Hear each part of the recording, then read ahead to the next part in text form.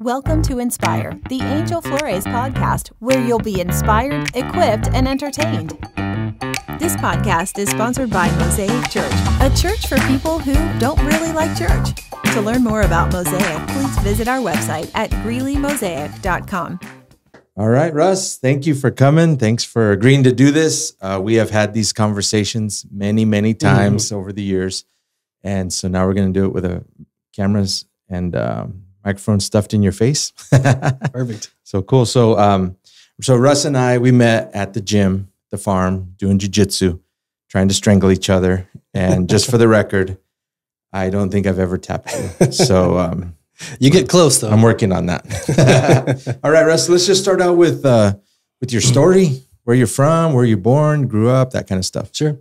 Well, congratulations. This is awesome. Cool. Thank you. It's really something needed around here. So glad you're doing this. I've been thinking about that since you invited me to come on. And I think if it's okay with you, it's important to think about where we came from, even before we were born. Cool, yeah. So I've been looking at my family history, and, unless you're a Native American, we're all immigrants, right? Or descendants of immigrants. So for me, it's my great-grandparents that immigrated.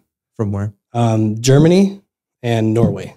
Oh, wow. Okay. So on my mom's side, they all came from Germany. And, when they came, it was early 1900s, like right after World War I.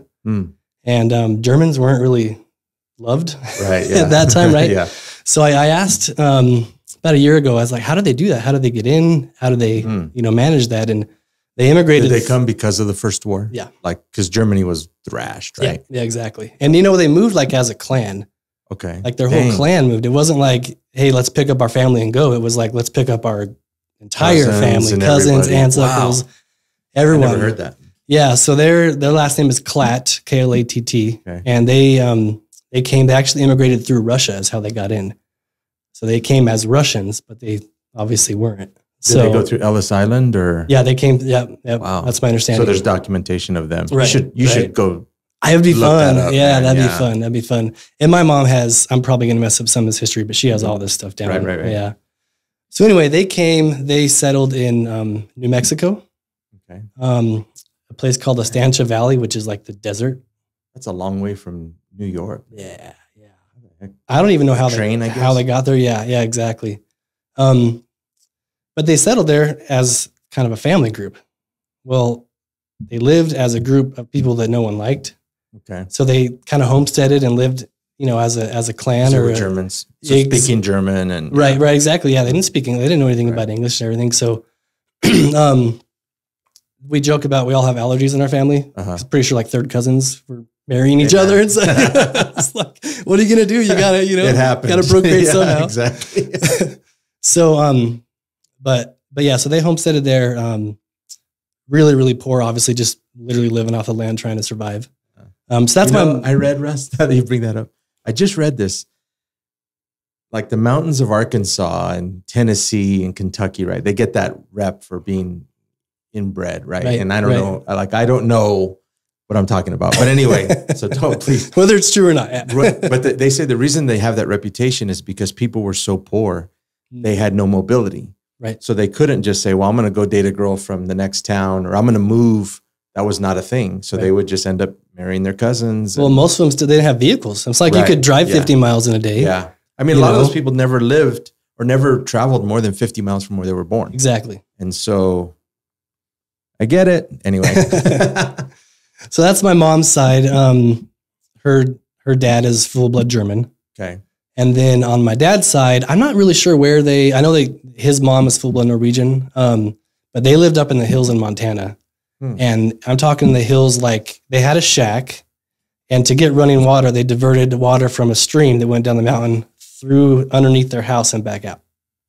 Dang. No electricity, nothing. You drink from the top and you go to the bathroom. Yeah, exactly. Do not pee over there. Exactly.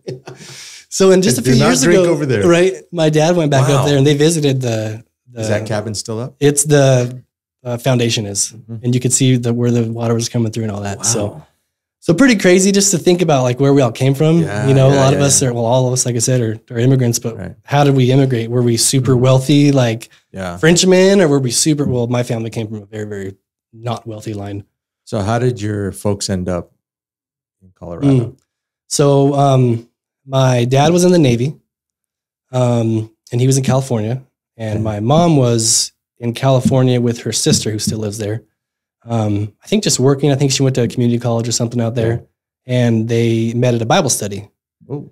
So they met there, ended up getting married, and they got a map out. And then my mom said, my parents live here. My dad said, my parents live here, Montana, New Mexico. And they went, where's the middle? Colorado. Wow. And so them and their best friends that introduced them, they loaded up and drove out here. No job, nothing, just drove out to Colorado. No GPS. No, yeah, exactly. Yeah, drove out. My dad and his buddy came out the week before. They were moving. They were set. They were moving. They came out the week before, looked for jobs. Mm-hmm. The first place my dad went to, he got hired, but he didn't know it. So he went to the whole week. He went to places. He's a mechanic. But he ended up, the first place he went to, they ended up calling him and hiring him back. So and where was that at? I think it was a Ford dealership in Fort Collins. Oh, okay. Yeah. So they came to Northern Colorado. Yep. Yeah. Yep. So they moved here. They lived in Windsor, I think, for a couple years, and they moved to Gailton, which if you don't know where Gailton is, it's a long way. Describe Gailton to people who are from another state. Population of maybe 100. Yeah. Maybe little tiny itty bitty town. Back in the day, it was hopping. I mean, massive farming community, right? So there's a place there called Gailton Garage, which I'll get to. My dad worked there for a year. And that's where all the farmers brought all their vehicles and everyone around there. So huge farming, dairy community.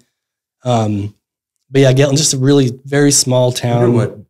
Some of those towns busted. And I wonder how much of it had to do with like where the highway ended up going. Sure. Stuff like that. Yeah. Yeah, definitely. Anyway.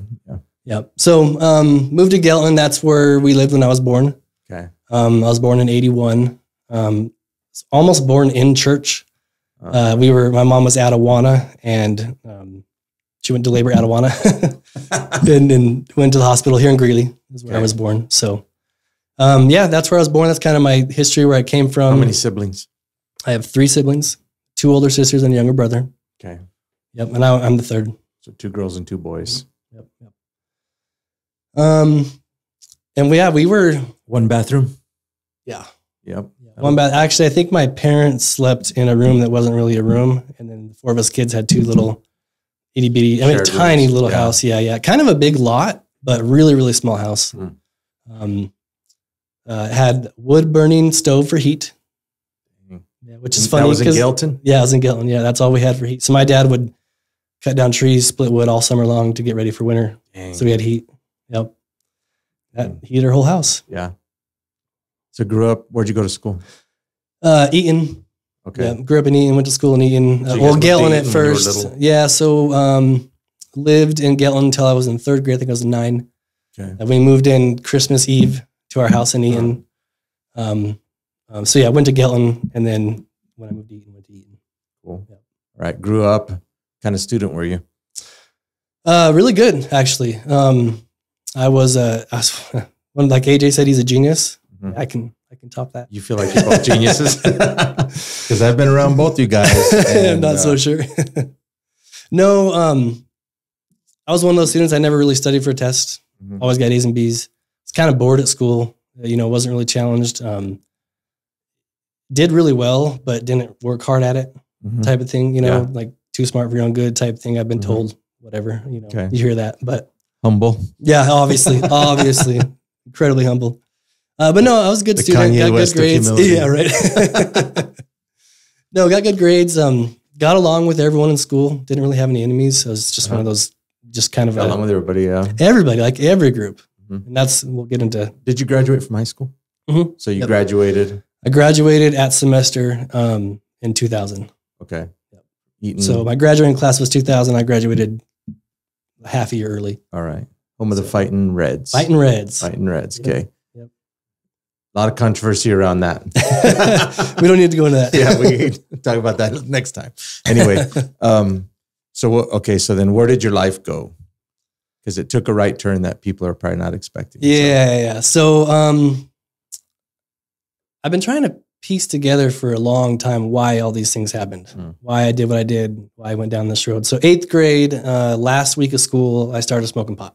Okay. This is before it was legal, obviously, long time. I mean, even if it's legal today, but not for 8th graders. Right. It's still I guess not that's legal true. for 8th graders, yeah. Maybe more accessible now. I don't know. Yeah, I'm sure it is. Yeah, right. No, I don't know. Just I think growing up, I was short. Still am, pretty short guy. I was harassed a lot when I was young. Okay. I remember I was a big time mama's boy, man, like bad, Yeah. So I remember being in 5th grade. I remember just calling my mom crying. They're making fun of me because I'm short, and of course she's babying me because I was mama's boy. And so she'd come and save me. Things come in small packages, baby.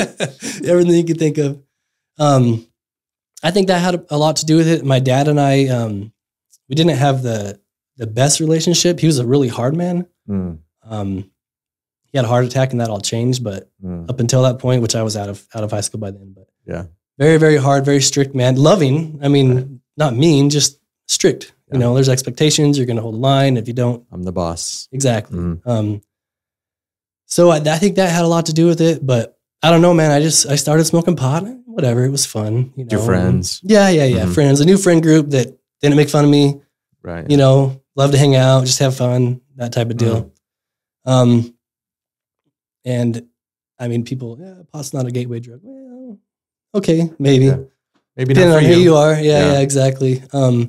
There are those absolute statements are. I know. Yeah, I mean. Right. Anyway, yeah. You don't know how a person's going to react Right, to it. Yeah. So, let's see, freshman, sophomore year was still kind of, smoking pot, didn't really dabble with anything else. Junior year, started trying some heavier drugs. Okay. And were you wrestling at this time? Oh yeah. So you were wrestling all grown up. Okay.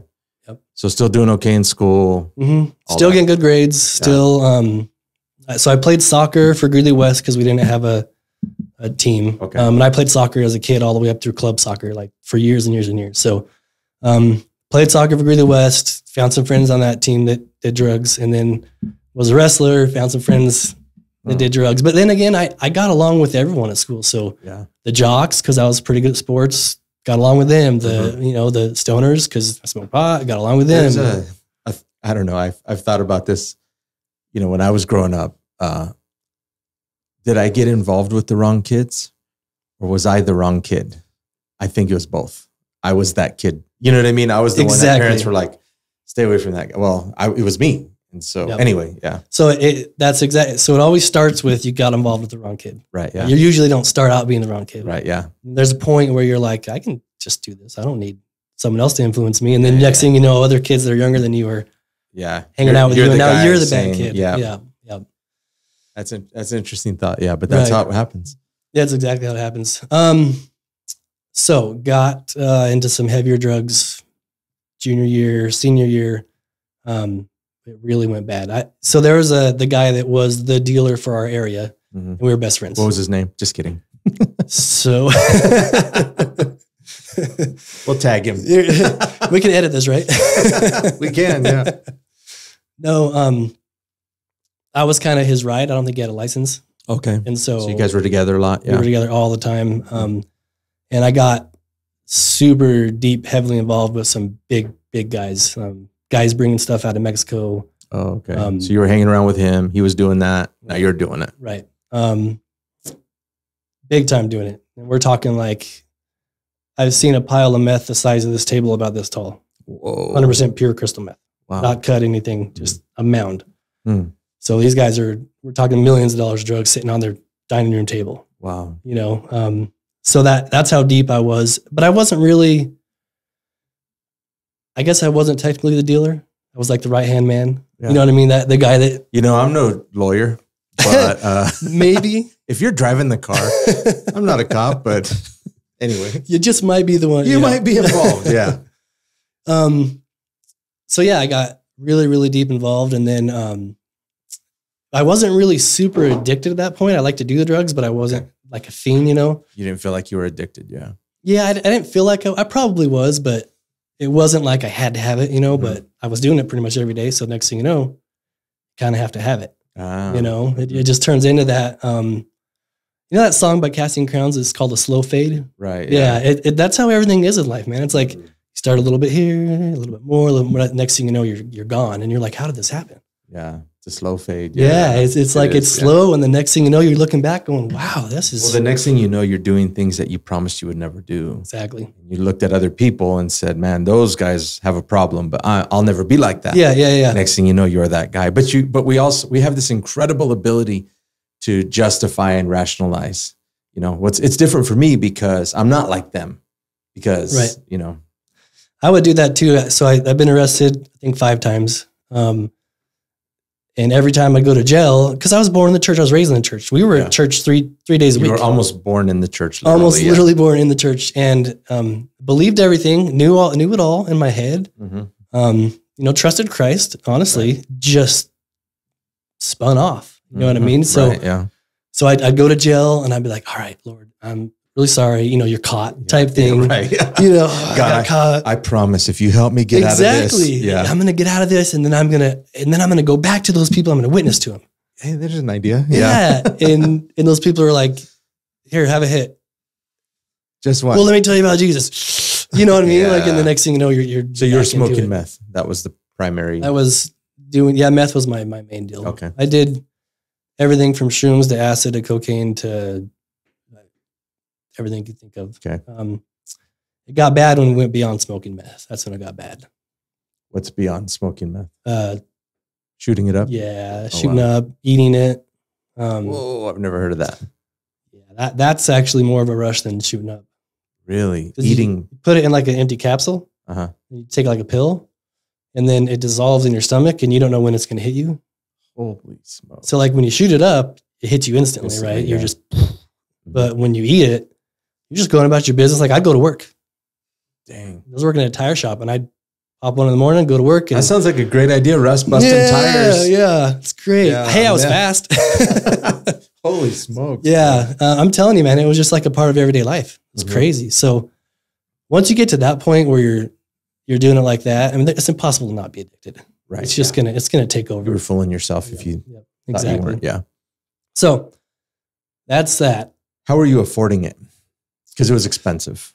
Because you were friends. So I was a lot of the times with my buddy who was the main dealer. I mean, we're picking it up, we're taking it to people, selling it to them. We're gonna do some on the way. We're gonna do some. Yeah, exactly. He'd throw me some here and there. I still worked the whole time. I always had a job. So I was an iron worker in Denver, walking steel beams, high as a kite. I was, doing tires. I was doing construction. So you graduated high school and then you just went into the workforce. Right. Didn't go to college, nothing like that. You went to college later. Okay. Yep. After I started working. Yeah, after I got cleaned up. Yep. So that's kind of how that all came about. So how did that season come to an end? Getting arrested 5 times probably. Yeah. That was a big part of it. No, the last time I got arrested. So I guess when it got really bad, I got super addicted. I started stealing cars for fun. I mean, it wasn't like I wasn't even selling them. I was just stealing. Joyriding. Yeah. Well, and I was a pretty smart criminal. I would, I don't know if I should. What's the statute of limitations on this? No, I'm way past that. Okay. I was arrested for it, so it's fine. Oh, yeah. No, I would. I can't go to jail, Russ. That's what I'm trying to say. I would steal a vehicle off a lot, and then I would go find a vehicle of the same make and model, and I would take the license plates off of that and put it on mine. Oh, gotcha. So it looked like a licensed vehicle. But then I would swap like 3 or 4 times with other vehicles. So if one person came out and realized, oh, my license plates are gone, they'd call it in. Well, those plates were on like 3 other vehicles by that time. Oh, gotcha. So, and I mean, who walks out and checks their plates every day? Yeah, never. Yeah, exactly. So check your plates. Yeah, check your plates. If you learn anything, don't eat meth and check your plates. Where were you living at this time? I lived all over. Not with your parents anymore? No. Loveland, Fort Collins. On Greeley, your own, with friends? Usually with friends. Okay. Yeah. So you're just kind of roommates and just... Yeah, roommates. I was homeless for a long time, lived out of my car. But I had buddies that I'd go stay with, and we'd get high and they let me spend the night, and then I'd How aware of all that you were doing were your parents? I mean, when you started getting arrested, they had to have... Yeah, they were... I think my mom was in denial because I was such a good, sweet kid. I mean, and we'll get into that she protected me from my dad a lot when I was younger. Like, they started figuring out I was getting in trouble, and my dad would say, well, we just need to, whop him upside the head. Drop the hammer on this kid. And then they should have. But my mom, no, he's such a sweet kid. My kid would never do that. So it's those other boys. Well, yeah, exactly. It's just the kids he's around. We just gotta help him get out, that kind of thing. So, I think that was a lot of why I kept going down this path, because I was protected from discipline. I needed discipline, and I wasn't getting it. So yeah, they were aware of what was going on, kind of. But then once I got arrested for the last time, it was like my third stolen vehicle arrest. Wow. And it was in Larimer County, and the judge is like, yeah, you're not getting out on bail on this one. This is your third time. You're not learning, son. Yeah, something needs to change. You say you're sorry. Right.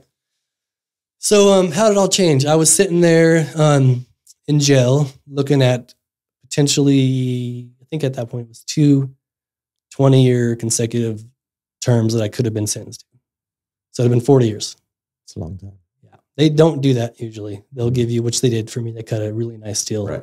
But that's what I was looking at. But that's the starting point that they're leveraging. Right. They're showing you, with dude, the DA. This is what, exactly. This is what this crime that you committed, this is what the penalties are. Mm-hmm. Ooh, okay. So I'm sitting there in jail. And of course I've already, Lord, I'm sorry, blah, blah, blah. And I remember sitting there, and there was this old guy, long white hair, probably in his late 60s, early 70s. And we're all sitting around the table playing cards or something. Mm-hmm. And he starts teaching us how to survive in prison.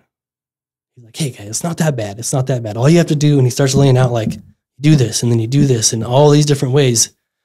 Melt your toothbrush into a shank. Oh, yeah. And stuff like that. Yeah, like you could take a plastic knife that you get for your meal, and you can make a shank out of it. You can whittle it down. I mean, just all these things. He's telling you this stuff. Yeah, he's teaching us how to do these things. And you're looking at yourself. This is me if I keep going. I'm going, is that who I want to be? Mm-hmm. Do I want to be this old dude teaching people how to survive in prison? Yeah. And God was like, bam. So that was it, huh? That was it. So I contacted my pastor, and we had a really rough history, me and my pastor. And I said, hey, I want you to disciple me. I'm ready. Yeah. And he said he got that, because by letter at that point, it had to be by letter. He said he got that letter, and he was like, there's no way in hell I'm going to disciple this guy. Like, are you kidding me? After all the stuff that he put, us through, and because we had a really, like I said, bad history. But he said God did the same thing to him. He's still your pastor? Still my pastor. Craig? Mm-hmm. Yep. Craig, what's his last name? Kirkpatrick. Craig Kirkpatrick. Big shout out to Craig Kirkpatrick for not giving up. Yes, sir. And my parents too, they said, we'll take it back. Okay. Well, so at my last court date, my sentencing, I got sentenced to 4 years in a halfway house in Weld County and 3 years at the halfway house in Larimer County. Dang. That's what I got sentenced to. And consecutive? No, they ran it concurrent. Okay. They ran it together. So 4 years. You got 4 years in the halfway house. Exactly. And Larimer County said, because there is longer and your family lives in Weld County, we'll let you do yours. Exactly. Got it, yeah. So this is when the halfway house was at the villa. Remember the villa over across from the... In Greeley, there was this giant... Adobe-styled yellow... Like apartment complex type building called the Villa. It was a halfway house, and all kinds of nefarious things happened there in the tunnels below. All kinds Babies were conceived. All kinds This of is stuff. no joke. They knocked it down because it was so bad. Yeah. It was really bad. So this is where Russ is going with this his is where I'm going. Conviction. So I was the only client that went through the halfway house without a DR, disciplinary report. Never got written up. Never got written up. Okay. Well, that's not true. That's not true. The one time I got written up was kind of illegitimate. Okay. So it was. They were like, "We know it's not your fault." So I became a non-resident. We get it, Russ. No one. There's not a guilty man in jail. I know it wasn't my fault. So I became a non-resident after about a year. So I was living with my parents in Eaton. And so you lived there for a solid year, though, right? Solid year of your life. You lived at the halfway house. And the people that I ran into that were a part of my old life, multiple. That was hard. Mm. Because I'm like, guys, I'm done. Yeah. Sure. But hey, let's, hey, I know how we can get around the system. Hey, we can do this. I'm like, no, like I'm actually done. Beat the oh yeah, the urine they had test it all and all figured that. Yeah. out. They had it all figured out. Yeah, urine test. Yeah, all that stuff. So, no, I was at home. Funny story. My sister had laid her son down for a nap earlier that day in the basement, and so she turned the ringer off on the phone because she didn't want him to be woken up by the ringer. So I was there. It was like 2 a.m, and I'm like, man, the phone is like flashing. So, because they can call you at any time. You had a curfew. You had to be in by midnight. Right. So I run over the phone. I answer it. And Mr. Griffin, where have you been? I'm like, right here. We've been calling for 2 hours. My sister turned off the ringer. Yeah, and they're like, They said, sure. "We've never heard that one." Yeah, first time ever. We've never heard that one. So, so anyway, yeah, So that was your big. That was my that was my one thing. But other than that, which is funny because I actually got a ankle monitor put on because of that. Oh man. And I had already met my future wife. We were already dating, but I hadn't met her parents yet. Don't wear shorts. I did. Might as well know what they're getting into. You might as well. Hey, this is what it is. So where were you working when you were at the halfway house? I first started working a construction job. I went back to ironworking, which I did before. They were building the new addition to the hospital here in Greeley when they did that huge addition. Yep. So I'm actually in the paper. I did the last beam, the top and out part, they call it, the last beam. I connected that last beam and welding, or was it like a lot of it's ironwork. So you're I worked with a crane. I was connecting the beams. So walking beams. They fly the beam down. You connect it. Go to the next beam. And then but there's a lot of welding involved too. Yeah, steel work. Okay, so you're doing that. So I'm doing that. And Pastor Craig is meeting with you. Yep. We're meeting at least weekly. He's coming to pick me up. I'm going to church, trying to get things figured out. Yeah. I'm obviously in my head I'm a mess. Yeah. And of course now I've been clean for at least 1.5 years, 2 years. Okay. Because I think I spent 5 months in jail. My tattoo artist told me something once that just hadn't occurred to me. We're talking and he told me I quit smoking. And I was like, awesome, bud. Congrats. That's great. And he goes, and I quit drinking. Congrats, man. That's amazing. We're talking, right? He's tattooing me. And he goes, the hard thing about quitting an addiction or something, a habit, is first you have to deal with the habit and getting away from it. Then you have to deal with the reason you were doing the habit. That's the real hard part. Exactly. The reason you're drinking, smoking, whatever. You got to. That's the real challenge, right? What are you trying to escape from? You got to figure out a different way to deal with it. Right. So how did that process work with you? So that's funny. So when I got out of jail and went to the halfway house, the driver of the bus that took us to the halfway house, he pulls over. Anyone want a cigarette? Because we're all just out of jail. We're like, yeah, of course we want to. I'm like, no, I'm good. No, I'm fine. You can't smoke in jail? No. Oh, I didn't know that. No, you're. No, there's in prison you can, I guess. Probably maybe prison. Not anymore. I don't know. Yeah, I'm sure there's ways to get anybody it. in prison. Just kidding. There's no smoking in jail. So I haven't smoked in 5 months. Haven't done drugs. Haven't drank nothing. And I'm like, that really smells good. It smells good. I'm gonna, so I started smoking again. Dang it, So I smoked for probably a good 6 months, almost to a year. And then like the week before, maybe 2 weeks before I met my future wife, I was like, this is stupid. Like, what am I doing? Like, I'm doing this. I'm going to go right back to something. I'm sure I am, Yeah.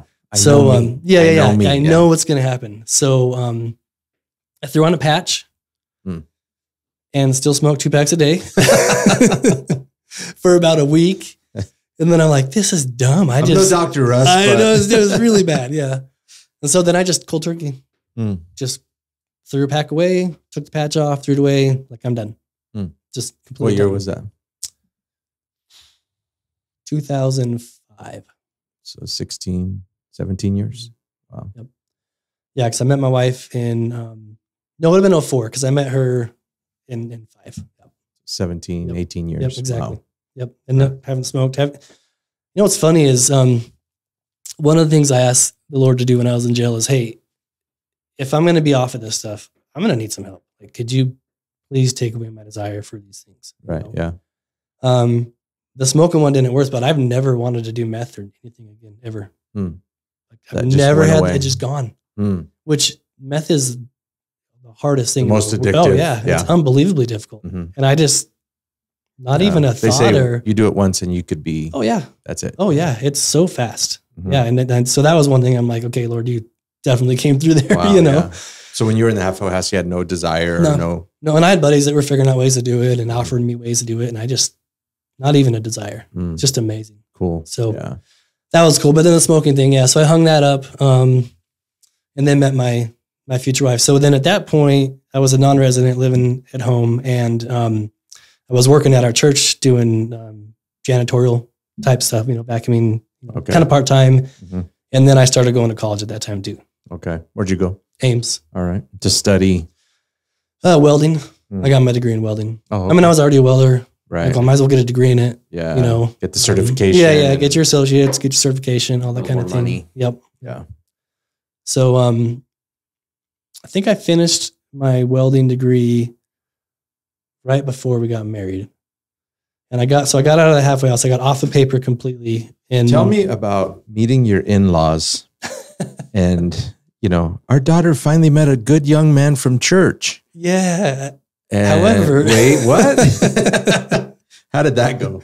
How did she feel? I mean, because she plays the piano at the church, right? She's a music director. Right. So how did that go, man? Like, here's the new custodian who lives in the halfway house.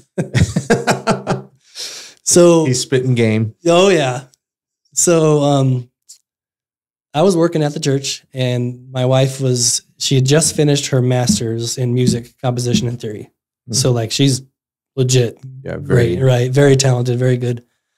She was practicing at the church to accompany a guy. I don't know if he was trombone or whatever, but she was going to accompany him on the piano. So she was in there almost every day playing for like an hour or two on our grand piano at church. Just practicing. Yeah. And so I noticed her coming in. I'm like, I'm going to go vacuum the sanctuary because every day, doesn't matter. You know, I'll do this half today. I'll do that half tomorrow, I'm like, man, that is one good looking lady. Whew, she is gorgeous, So, yeah, I started, actually my sister was friends with her at the time, and she set up a game night where my wife Zoey and my sister and her husband Josh and I came over there to play a game. Oh, just like hang out, play a game, have dinner, and Did Zoey know what was?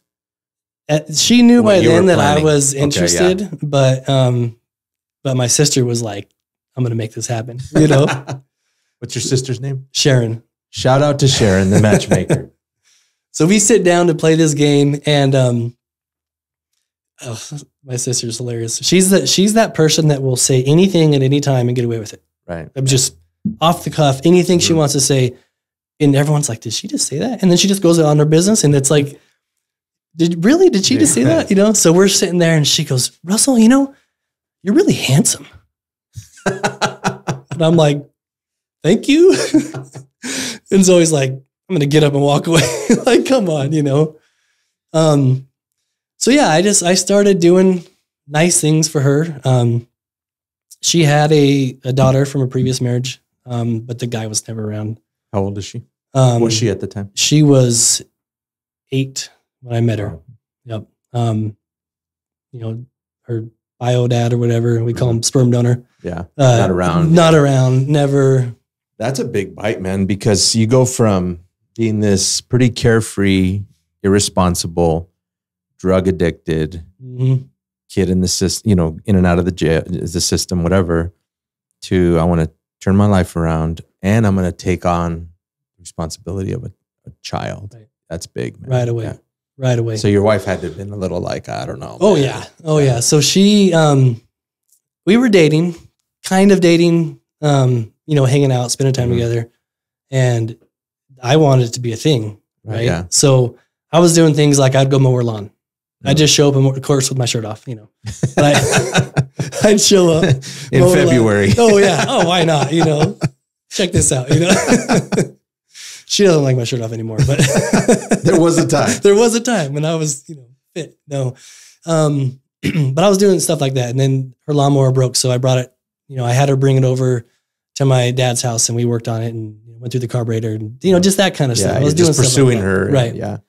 So she came to, I think, pick up the lawnmower after we fixed it. And she said, "What are we doing?" And I know what I'm doing.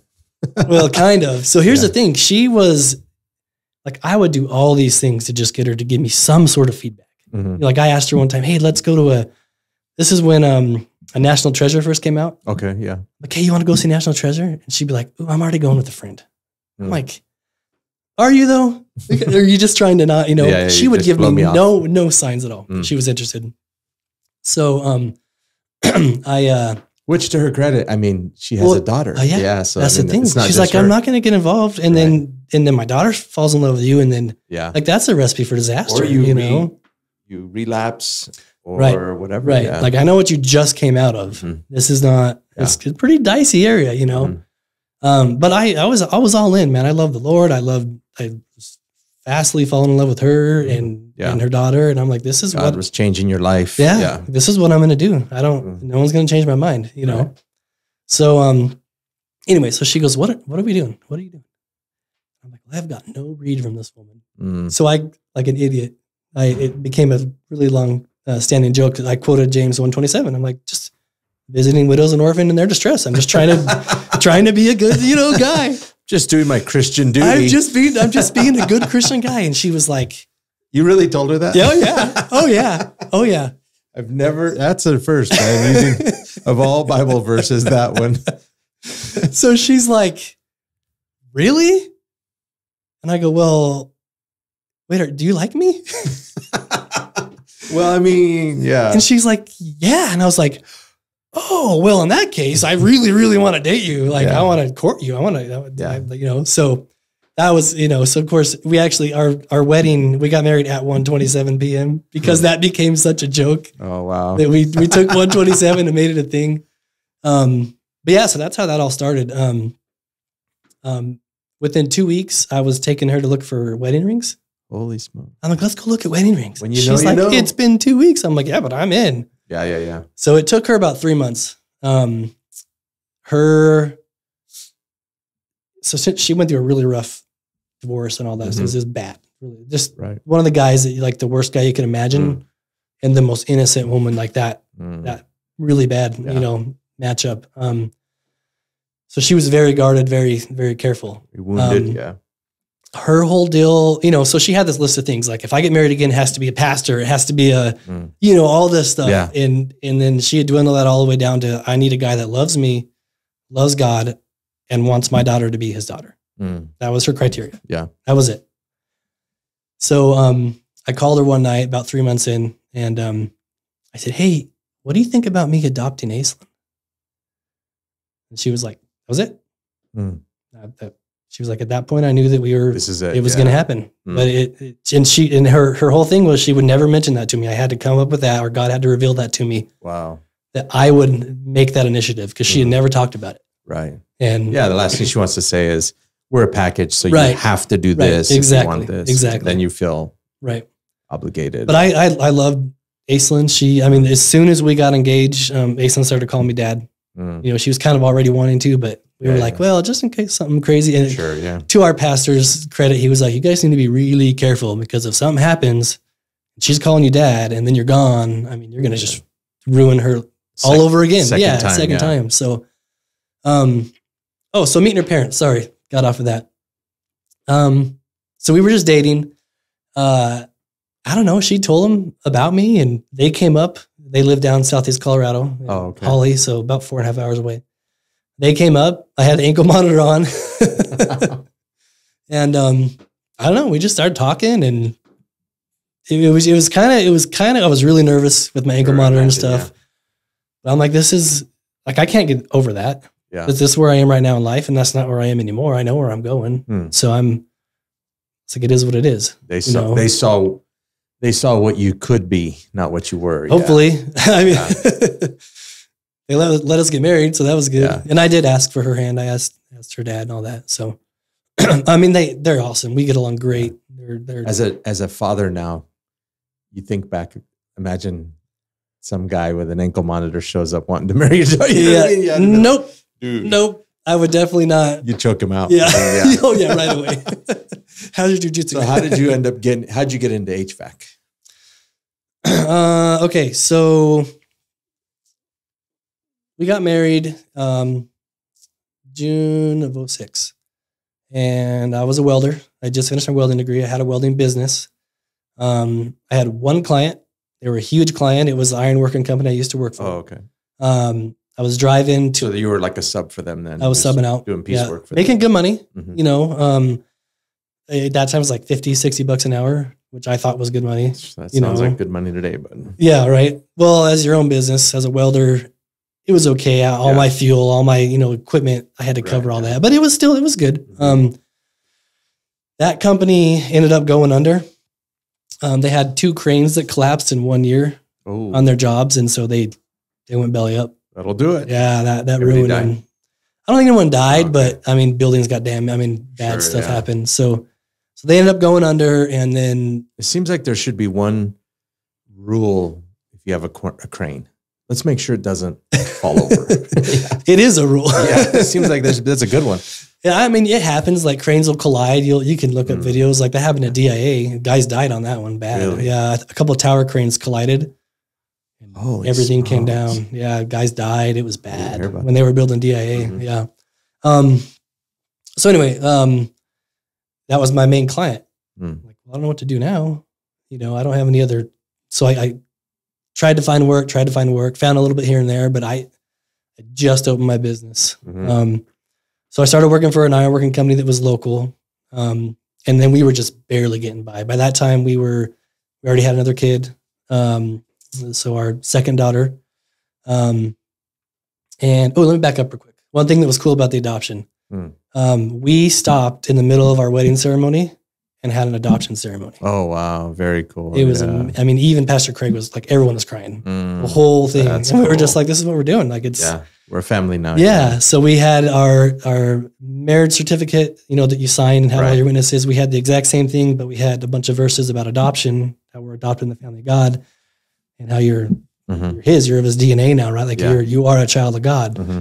And so we did that with her. Oh, wow. Had her sign, had witnesses sign that. So when we had our next daughter, that was our second daughter. Mm-hmm. Like it was never, this is my stepdaughter. Right. She's not. She's mine. Yeah. This one's mine. That one is, Right. Yeah. It was never, yours, mine, whatever. It was, this is all ours. Mm-hmm. So anyway, side note. So I'm going to church. We're barely making it. Like we had $10 in our bank account at the end of every week. Mm-hmm. I mean, we have enough to buy food. I let my wife go to town one day a week because that's how much fuel we could afford to get groceries. Yeah. And if one day she asked, how much was groceries a day? Oh, it was like $40. It was like $49.55.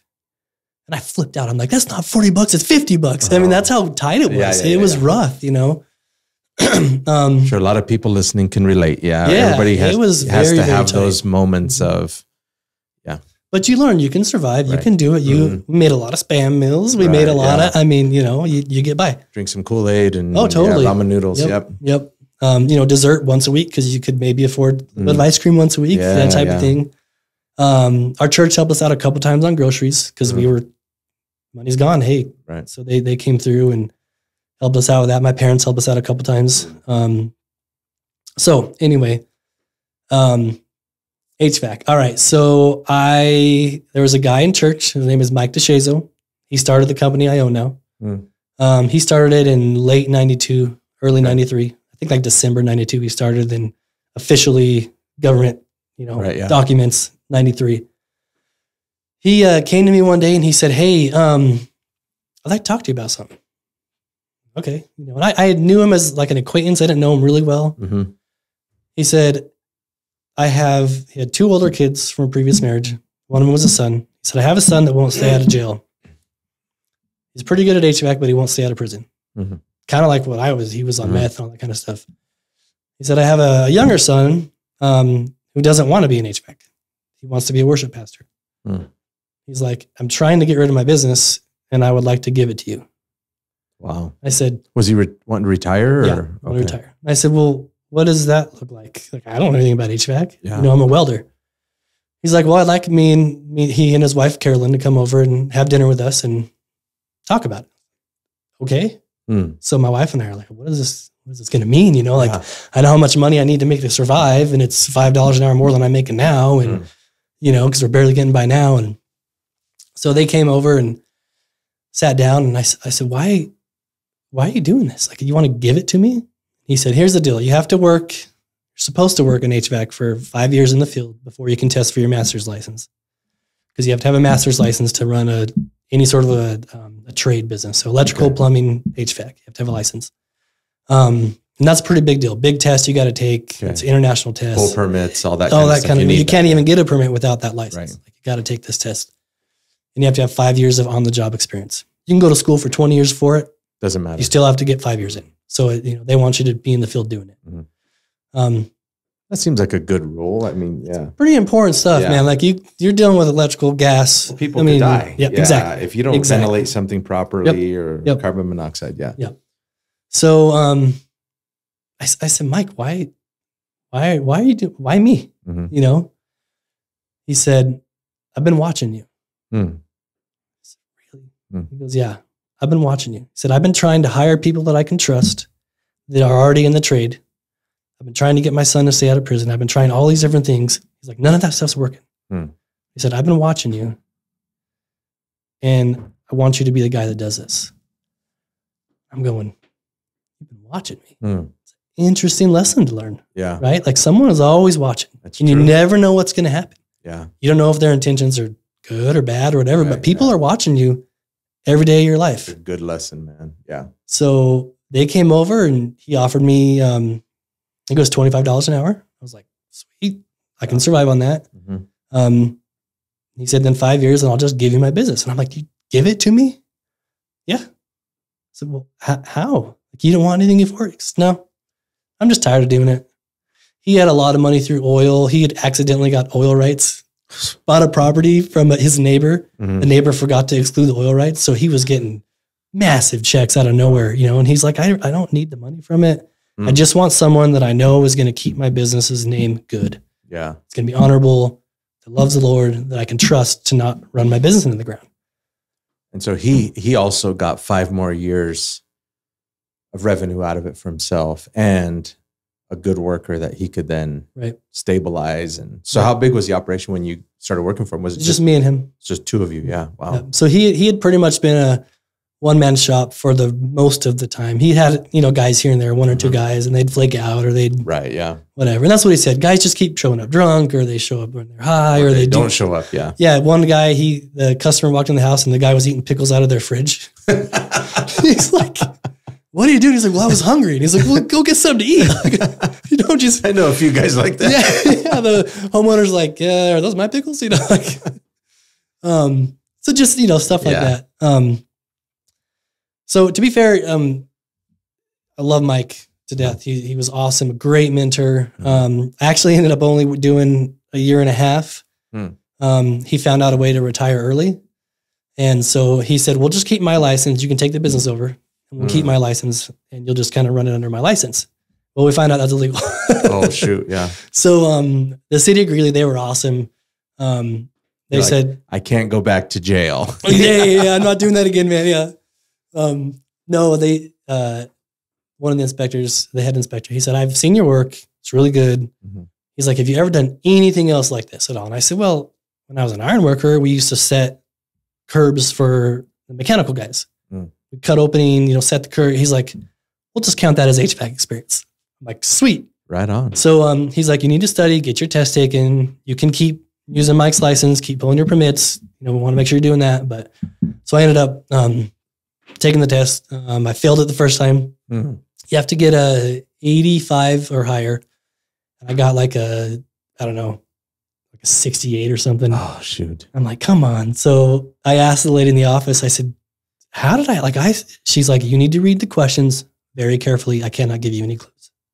Make sure you read the questions carefully because they will phrase them very tricky. Yeah. You know, because they want to make sure because it's open book.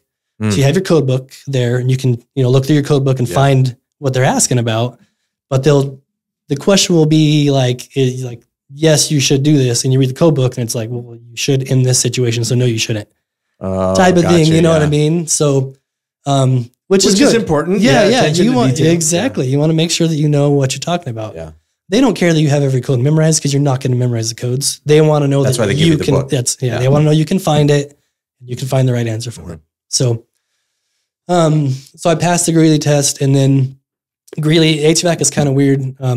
Plumbing and electrical is a state test. Okay. So they're licensed throughout the entire state. HVAC, you have to get licensed in every jurisdiction you work in. Whoa. So I have a City of Evans license, City of Greeley license, City of Eaton license, City of Fort Collins, Loveland. I mean, anywhere you want to work, you have to have a license for each of those places. You don't have to take that test every time. Depending on the jurisdiction. So Greeley has their own test. Oh, wow. You have to take their test. Almost everyone else that I found, they recognize the ICC, which is the International Code Council. International, right? Like that's cover the world.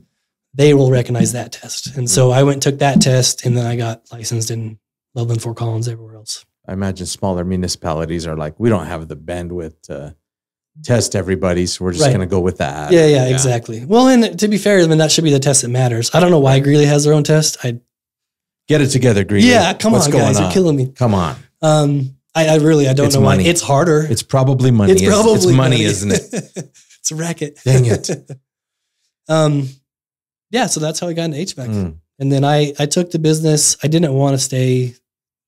I was a one-man shop for a long time, and that is hard. Yeah. Answer all the phones, do all the service calls, do all the installations, do all the weekend calls, all the books. No vacation, no. Yeah. No, I mean, I don't think we took vacation for years after I took it over. So I think it was about a year and a half in, I was like, okay, honey, I need to, no family time.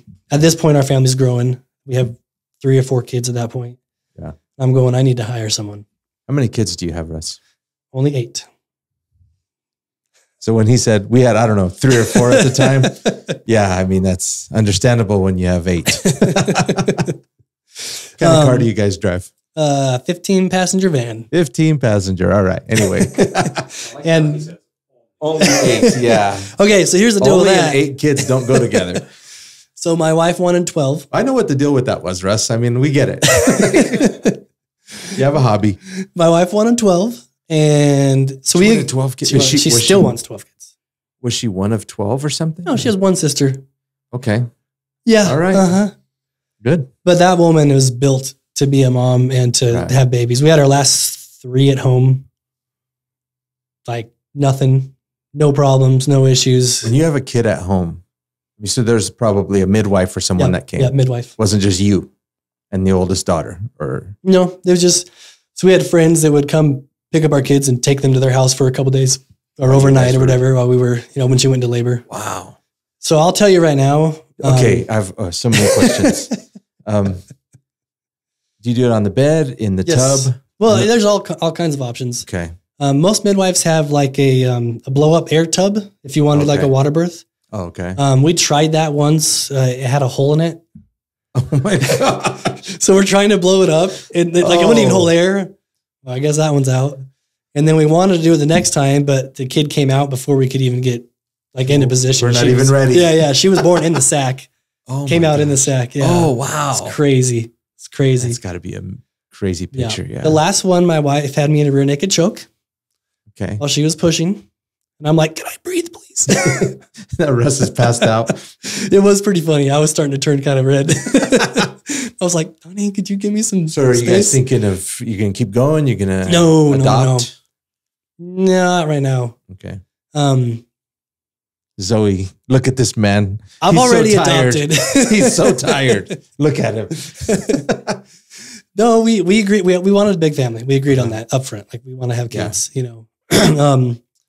I wanted like 5 or 6. How old is, so your oldest is now what? Oldest is 25. Okay. Youngest is 4. Right. That's a span, man. Yep. Never boring. How long does a box of cereal last at your house? No. 10 minutes? Yeah. So if we're cooking breakfast, we'll usually do like 3 pounds of sausage and 18 to 24 eggs. Dang. just for our family. Yeah, Russ, you've sent me. I'll put 4 packs of bacon. I'll put the picture you sent me one time. It was like a Sunday night. You're like, hey, we threw a few burgers on the grill. It's like 40 hamburgers. Yeah, it looked like at the Bronco game or the McDonald's or something. Oh, it's terrible. So our grocery bill, this is funny because when we got married, we had like $50 for groceries for a week. Okay, right? yeah. Now I think we average like $1,500 a week. Holy for groceries. smokes. Yeah. Like if you figure in the meat and all that stuff. So last night I was looking, I buy cereal, right? Yeah. And I can't believe how much cereal has gone up. Right. We just found out that, so here locally, there's this egg farm called Morning Fresh Farms. Have you heard about what happened there? The bird flu? Yeah. So this egg farm here in Platteville, which is only about 25 minutes from us, have 1 million chickens, 1 million chickens. And they got the bird flu. So they had to kill them all. I don't know how you kill 1 million chickens. I would be curious. And then I think they burned them, which would probably I don't know what they did with them. Awesome. Oh yeah, I'm sure that'd be amazing. And then they have to completely it's fried chicken, clean the place. Yeah. And like the USDA has to come in and bomb it. And like, so it's going to take a year for that to recover. So egg prices in Northern Colorado are bananas right now. Because not just here. I mean, it's affected across the country. Yeah. I mean, it's really probably worldwide. Yeah. Inflation. Figure 1 million eggs a day. Where are those all going? Yeah. I mean, that's yeah. Right. I mean, inflation everywhere is out of control, and COVID and whatever. But yeah. Anyway, so you guys go through a lot of eggs. $1,500 a week. I think it averaged out to that with me. What does it cost if you say, "Hey kids, let's go to Texas Roadhouse"? At least $250, sometimes closer to $400, depending on where you're going. Dang. So we don't eat out a lot. And when the kids are like, "Dad, I want a steak," you're like, "No, you get a kid's meal." I'll cook a steak at home. No, but I mean, like if you go out to eat, yeah. they start getting to that age. I don't want a kid's meal anymore. Right, and then right. it's like, oh man. How about you guys share a steak? Oh yeah, exactly. Every Tuesday night. Yeah. You know what's funny is they limited that to like 1 kid per parent. Because of you. Probably because of us, yeah. Sorry, everybody else, my bad. Well, let's talk a little bit about, so then you've been running your HVAC business for a while. Do the great work. I mean, you do all the work here at our church. Now you're doing coffee. Talk a little bit about that.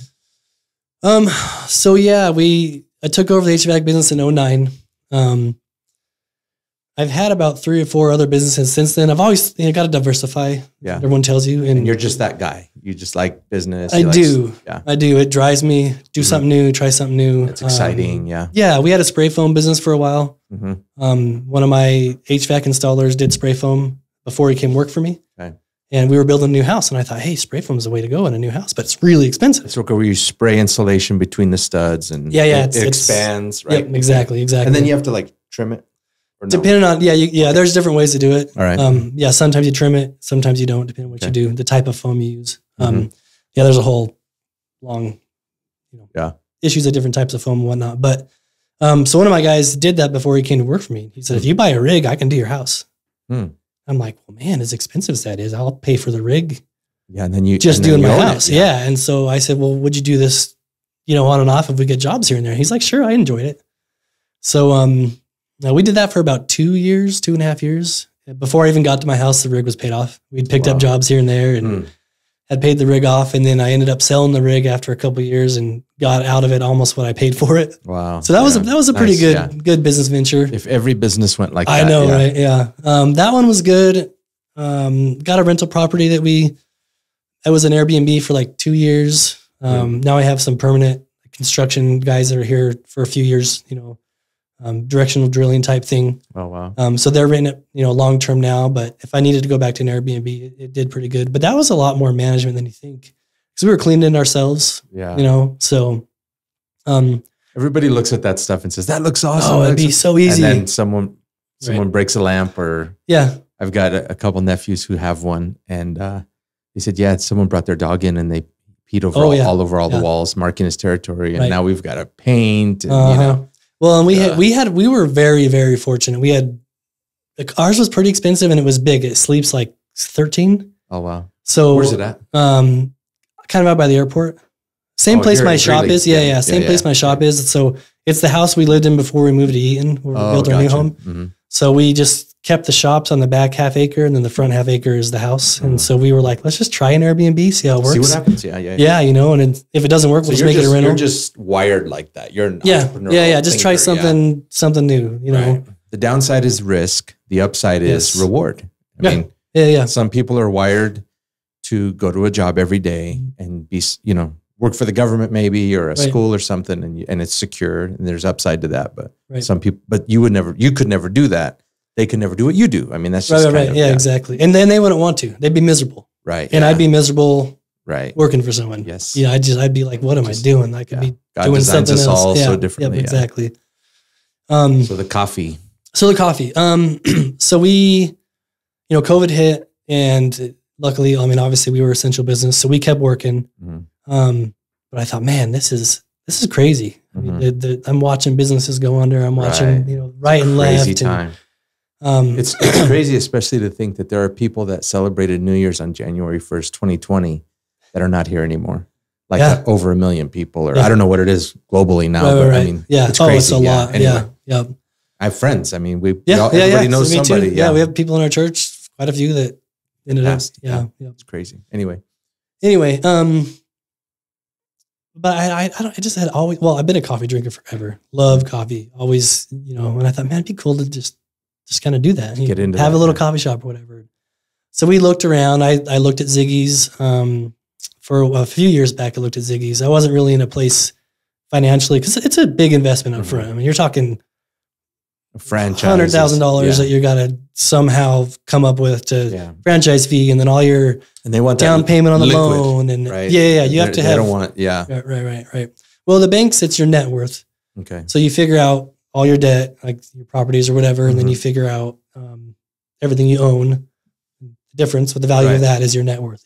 So as far as the banks go for lending, you have to have a certain, and their algorithms change every day, but you got to have a certain net worth for them to lend you that money. And then you have to come up with a down payment. That's outside of that. Right. So that's the liquid part. You have to have some liquid for that. Luckily, the SBA, as far as our loan went, they took all the money, like our franchise fee, that counted for part of your down payment. Oh, nice. Any money you spent on your project before you got your loan, they counted that. So by the time we got to our down payment, the cash you've put in already, they count that towards it. And I was already well past what they required for a down payment. So we decided to get in a coffee.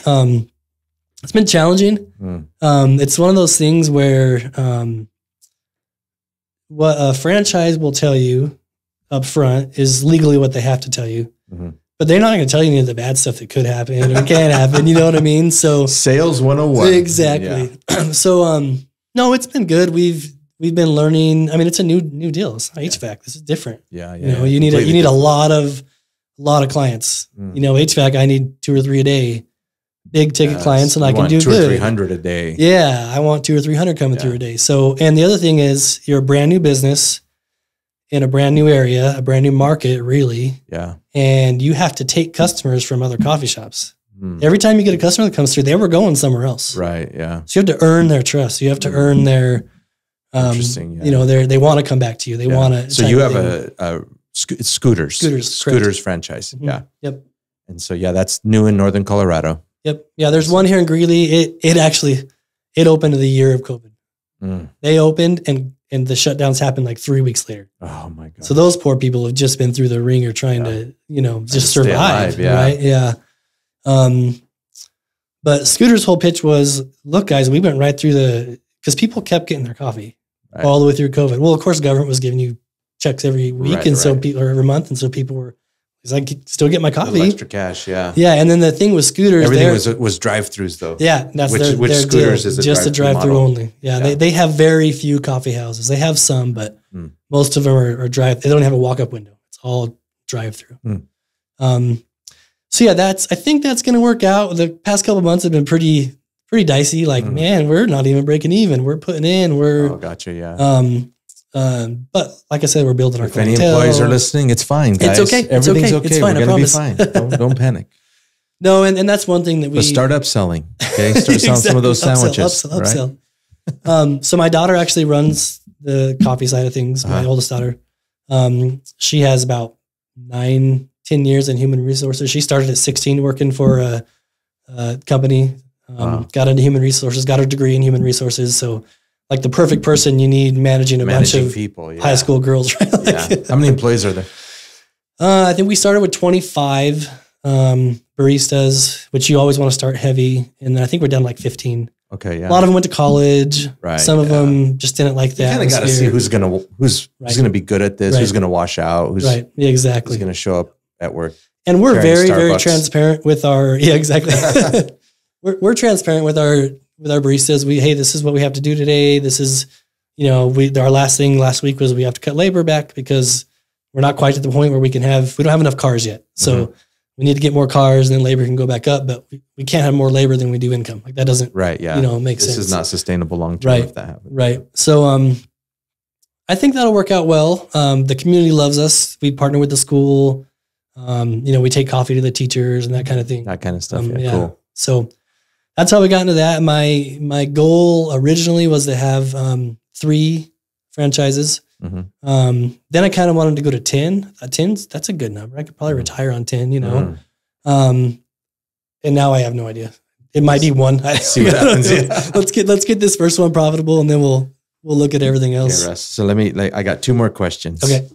We could go a lot of ways. I know. Number 1, so where have you seen God in all of it? I mean, in all of it. Right. Yeah. Right. So I've heard you talk a little bit about how God uses bad things in our life, to change us. I actually believe a little bit more extreme than that, based on scripture. I think a lot of times God will cause bad things to come into our life because he is still using it, even if he causes it. Yeah. We see, so I just talked about this last week, the Apostle Paul, when he meets Jesus, God makes him blind. Right. And it's like that doesn't sound like the loving Father, but when you see the whole picture, it was the right thing. Right.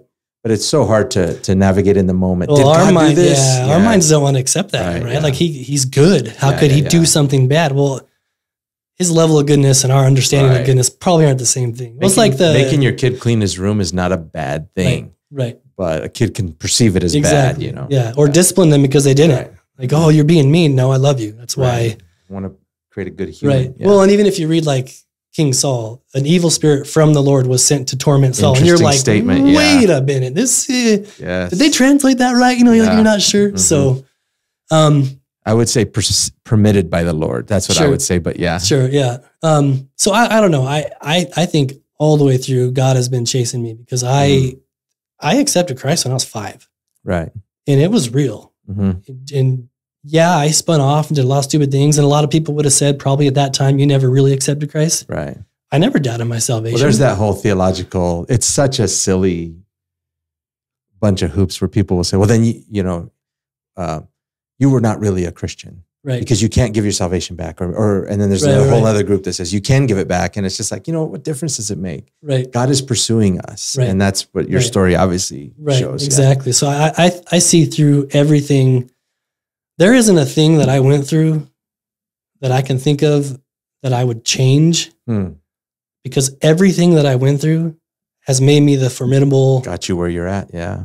Business minded. Mm-hmm. I mean, everything that I did got me to where I am. Right. So if I start taking those, like the Butterfly Effect movie, like you start taking things away, where would I have been? I would have never met my wife. Right. I wouldn't have these children. I wouldn't have this beautiful family and the business and the impact that I can have on people that I get to meet and talk to and people that have been through what I've been through, people that are maybe going through what I went through.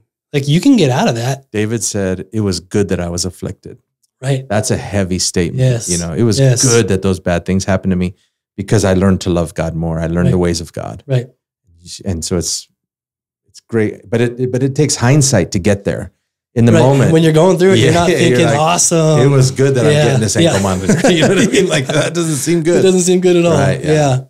So I would say God is always chasing us. And scripture says he doesn't want anyone to perish. Right. Yeah. He's patient with everyone. He doesn't want you to perish. He wants you to love him and turn your heart towards him. And that's why he's so patient. I mean, he could have come back 1,000 years ago. Right. And rightfully so. But none of us would have existed. He could have wiped us all out. Yeah. And nobody he doesn't need us. Right. Right. He created us from nothing. He doesn't need us. Right. but he wants us. He loves us. He's showing his characteristics through our lives, his grace, his mercy. You don't have grace and mercy when there's perfection. Right. You don't need it. Yeah. You don't need that. Good way to look at it. Yeah. So then last question. I have 2 questions. Second to last question. Are you successful? And what does that word mean to you? I'm sure it's meant different things over the years, right? Right. Successful was like not getting written up. That was, you know what I mean? Yeah. And that is a big success, Yeah. but that's probably not the thing you hold up now as much, you know? Right, so what, are you successful? What does that word mean? I knew that question was coming. I've been thinking about it. We have a lot of young leaders, especially that listen to this. And so they're trying to figure out what that word means. And so I like to ask that question because I think it's important. Yeah. I don't think I'll know whether or not am successful until I get to glory and God was like, hey, good job. Like, well done. That's the ultimate, right? Here and now, I mean, I'm trying to be. The problem is like when you had Jeremy on and he's like, I mean, there's always someone with 3 PhDs. Right. Yeah. There's always, I mean, I'm always looking at, well, yeah, I mean, we make okay money and we've got a couple businesses and, you know, beautiful family and beautiful house and love my life, but there's always something else that I could, so I don't know. I don't know. I want to say I'm successful, but I don't know if I can just say with confidence, yeah, absolutely I'm successful. Because there's so many more things that I think about every day. Where do I want my family to be? How do I want my kids to marry? We've been blessed with an awesome son-in-law right now. Will that always happen? Will we need to kick a kid out the door because he has an ankle monitor? Will I welcome him with loving arms? I mean, so I guess I really don't know if I am. I would say from the world's perspective, they would look at me and say, yeah, you're absolutely successful. But saying I'm successful might mean that I stop. Yeah, that's almost like saying I made it. I'm done. Yeah. And I always want more. Yeah. You know what I mean? Not that I'm not content with what I have. If all I have right now is all I ever had, I'd be okay with that. But I'm still driving and looking for more, for the next thing, for how I can move forward. Interesting. Yeah. Last thing, what would you say? Russ is listening right now when he was 19 or 20. That guy is listening. Someone is sharing this with him. What would you tell him before he got his crap together? Before, what would you say to that guy? If you make it through without the Lord, I don't know how you will.